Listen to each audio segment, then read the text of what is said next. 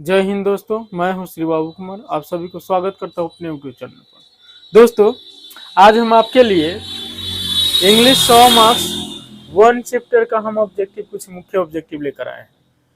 One chapter आप जानते होइएगा कि वन चैप्टर इंग्लिश में जो वन चैप्टर है बड़ा ही इम्पोर्टेंट है। उस चैप्टर का नाम है इंडियन सिविलाइजेशन एंड कल्चर।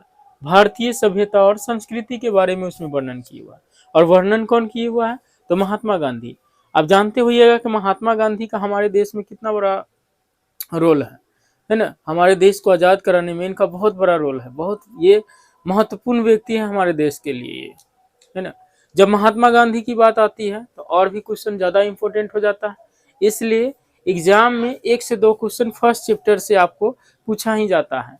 आप देख लीजिए, यहाँ देखिए इंग्लिश 100 मार्क्स, क्लास 12 है, चैप्टर 1 ऑब्जेक्टिव क्वेश्चन करा रहे हैं।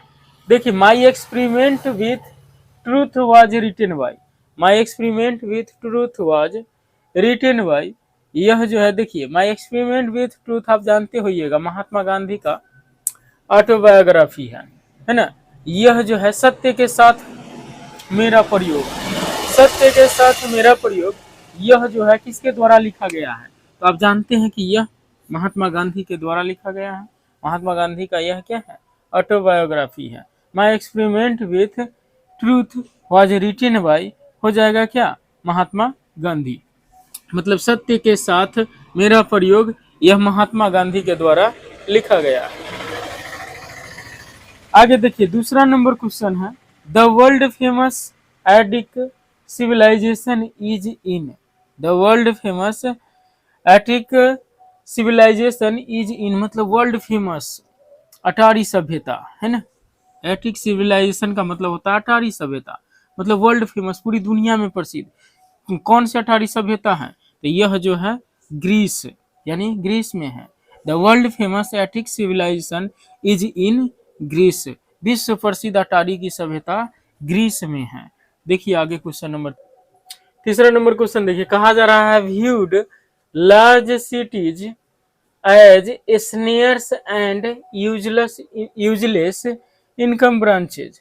देखिए, dash viewed large cities as snares and useless income branches, तो क्या हो जाएगा? तो आवर एंसेस्टर्स हो जाएगा। कहा जा रहा है कि कौन जो है ये बड़े बड़े शहरों को एक जाल और बेकार समझते थे। तो आवर एंसेस्टर्स यानी हमारे पूर्वज बड़े बड़े शहरों को यूजलेस समझते थे, बेकार समझते थे, है ना।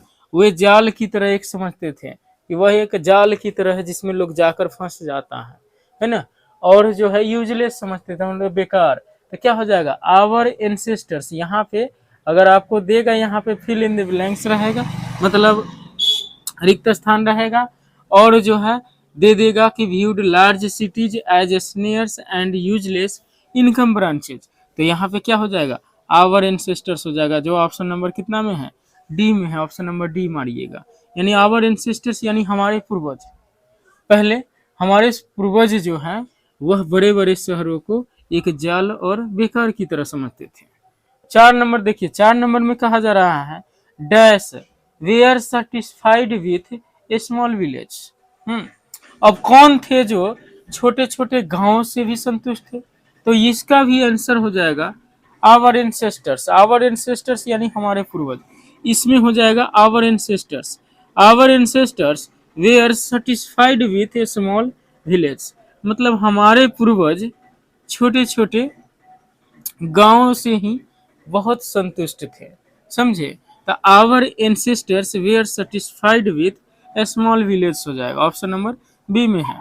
5 नंबर देखिए, कहा जा रहा है simple living and high thinking is the base of, है ना।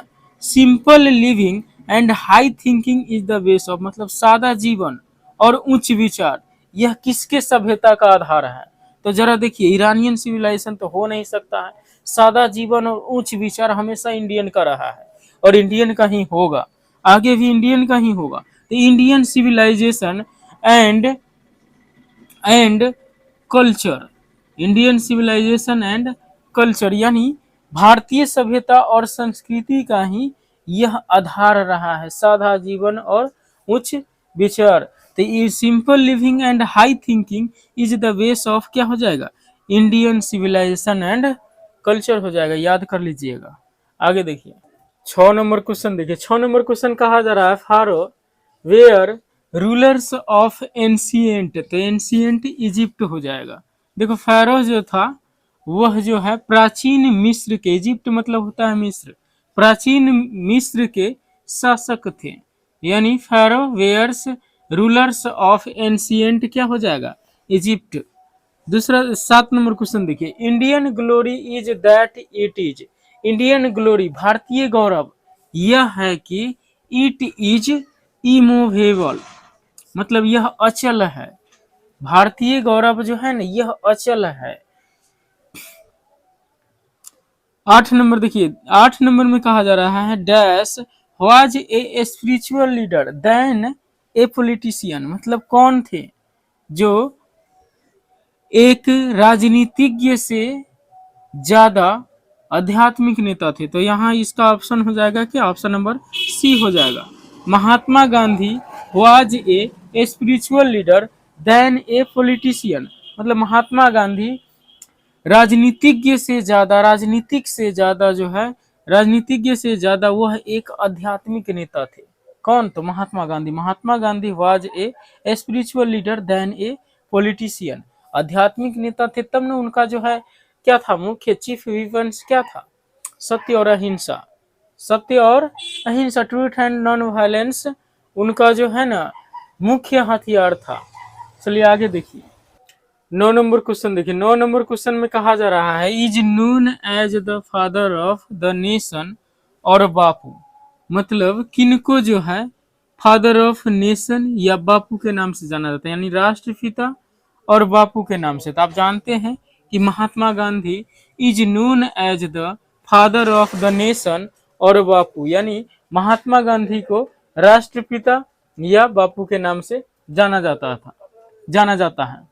क्वेश्चन नंबर 10 है, कहा जा रहा है गांधी जी वेंट टू चंपारण इन, है ना, गांधी जी चंपारण कब गए थे, तो गांधी जी चंपारण 1917 में गए थे, 1917। आप जानते होइएगा कि गांधी जी वेंट टू चंपारण इन 1917, 1917 में गांधी जी चंपारण गए थे। वहां पे उन्होंने कौन सा सत्याग्रह किए थे, पहला सत्याग्रह उनका वही था, चंपारण में ही था, सत्य और अहिंसा पर उनका जो है पहला सत्याग्रह जो है चंपारण में ही शुरू हुआ था 1917 में। चंपारण जो है कहाँ पड़ता है, बिहार में पड़ता है। अब देखिए क्वेश्चन नंबर 11 है who wrote Indian civilisation and culture, किसने जो है इंडियन सिविलाइजेशन एंड कल्चर को, यानी भारतीय सभ्यता और संस्कृति को किसने लिखा, मतलब किन्होंने लिखा, तो महात्मा गांधी। आप जानते हैं पहला ही चैप्टर है ये, who wrote Indian civilisation and culture as written by, क्या हो जाएगा, महात्मा गांधी। महात्मा गांधी के द्वारा इंडियन सिविलाइजेशन एंड कल्चर लिखा गया है, याद रखिएगा, इंडियन सिविलाइजेशन एंड कल्चर। चलिए आगे देखिए क्वेश्चन नंबर 12 है। क्वेश्चन नंबर 12 में कहा जा रहा है European civilization will mean dash for India. देखिए यूरोपियन सिविलाइजेशन मतलब यूरोपियन सिविलाइजेशन यानी यूरोपीय सभ्यता, यूरोपीय सभ्यता का मतलब यानी रूइन फॉर इंडिया हो जाएगा, यानी भारत की बर्बादी होगा। यूरोपियन सभ्यता से आप लोग परिचित होंगे, किस प्रकार की सभ्यता है। यूरोपियन सभ्यता में ना तो बड़ों को आदर किया जाता है, ना तो किसी को ठीक तरह से देख रेख किया जाता है, बुजुर्ग माता पिता का भी देख रेख नहीं किया जाता है। तो यूरोपियन सभ्यता मतलब जो है, अगर यूरोपियन सभ्यता भी भारत में अगर लागू हो जाए और यूरोपियन सभ्यता की तरह ही, तो मतलब भारत की क्या होगी, बर्बादी होगी। तो यूरोपियन सिविलाइजेशन विल मीन क्या हो जाएगा, रूइन for India, option number D हो जाएगा। अब देखिए क्वेश्चन नंबर 13 कहा जा रहा है has civilization taught us to be more dash towards me another. अब देखिए हैज सिविलाइजेशन मतलब क्या, सभ्यता हमें क्या सिखाता है, सभ्यता हमें मोर फ्रेंडली टुवर्ड्स मी एनोदर, मतलब हमें सभ्यता जो है ना यह एक दूसरे से के साथ जो है दोस्ताना रूप से रहना सिखाता, मतलब मित्रवत सिखाता, मित्रवत रूप से रहना सिखाता है। Has civilization taught us to be more friendly towards me another हो जाएगा, यानी हमारी मतलब सभ्यता जो है यह हम लोगों को एक दूसरे के साथ मित्रवत रहना सिखाता है। रहना भी चाहिए, मित्रवत रहना भी चाहिए, है ना। 14 नंबर क्वेश्चन देखिए, कहा जा रहा है who used truth and non violence as the chief weapons against the British rule in India.